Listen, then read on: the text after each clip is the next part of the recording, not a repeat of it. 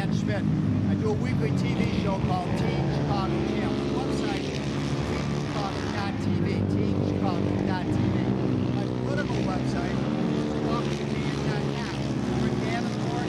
Came out here to race the final race. I got this political race I'm in that's a little bit more important. And then the belt broke on my Triumph.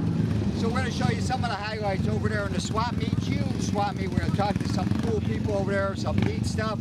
I'm going to go get a little bit of the racing in the next 10 minutes. Some of the highlights, we're in Davenport, Iowa. And remember, teamchicago.tv, teamchicago.tv, and the political site is walkwithdan.com. I hope you enjoy this little clip of what happened in Davenport in 2012. Before we get into the racing, I went over by the swap meet to look at some of the beautiful motorcycles on display. There's a real nice Harley Davidson with a sidecar, another Harley Davidson. These are bikes out of the 20s, I believe. Here's a piece of artwork of a hill climb motorcycle made out of steel in a 58 Triumph motorcycle, 350, and it was bought by my friend Buzz Walnick. Hi, I'm Buzz Walnick, and I'm over here today at Davenport, their meet. And one of the items I brought was a bike that I bought 2 weeks ago in Springfield, Ohio, at one of our shows. It was so cute, I just had to buy it. It's a 1958 Triumph. They called it 21, which meant it was 21 cubic inch. It's a 350cc twin, just like the 500 twin and the 650 twin. The sheet metal on the back, they refer to as a bathtub, but it's a complete enclosure. Then when you flip up the seat, they have a complete toolkit that is made to fit into little sections of a foam rubber composite material. Well, it's a great find, Buzz. It's always so. Tell me a little bit about what you sell here, with posters and. Yeah, when we come to the swap meets, we generally have about 25 different posters that we print up ahead of time of race posters of motorcycle events, and then some other smaller size ones that a person could put in their saddlebag, which are just motorcycle prints we run across or taken pictures of throughout the years of. Then I ran into Mike Thomas from Kiwi Indian Motorcycles, and I had a conversation about these modern vintage motorcycles. Mike Thomas, Kiwi Indian Motorcycle Company. We're out of Riverside, Southern California. This motorcycle here is an HD, it's Hendy Deviant. We built it for the World Championship in Sturgis. What I did on this particular bike is I like to blend old style with modern engineering. So the engine is one of our Kiwi Indian manufactured 84 cubic inch engines. It's got a 4-speed overdrive transmission. Everything's brand new on the bike. So cases, the flywheels, the rods, cams, cylinder heads, everything. This is a 1939 era, and with that you've got all the classic styling with the modern engineering as well. So what kind of price, price range you aiming for? This particular bike, the 1939 era bike, is $59,900. And now let's look at some of the racing action as we see Bill Berger battling with George Wills on the Harley Davidsons. This is the classic 60s race.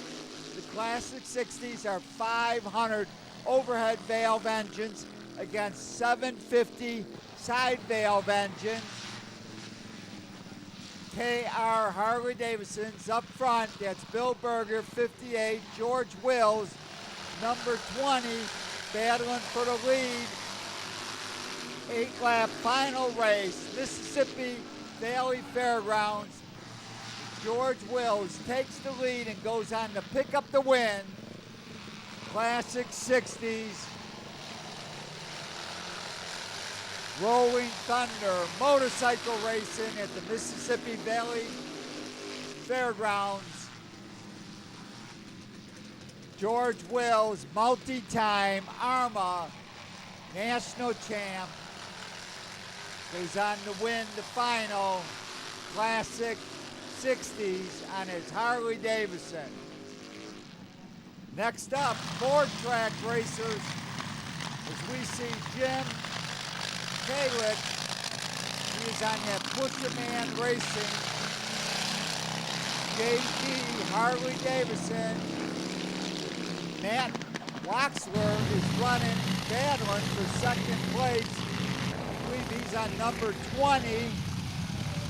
Another Harley Davidson battling on this Groove half mile as we see Jim Kalick, D52. This is the JD Harley Davidson.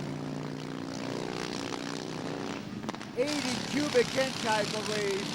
Picking up second place is Matt Waxler. I had a chance to talk to a few of these racers and owners. George Wills, Matt Waxler, Carl Estes, and Jim Kalick. Let's go to that right now as we see Jim Kalick picking up the win. Matt Waxler, second place, BOARDTRACK RACERS.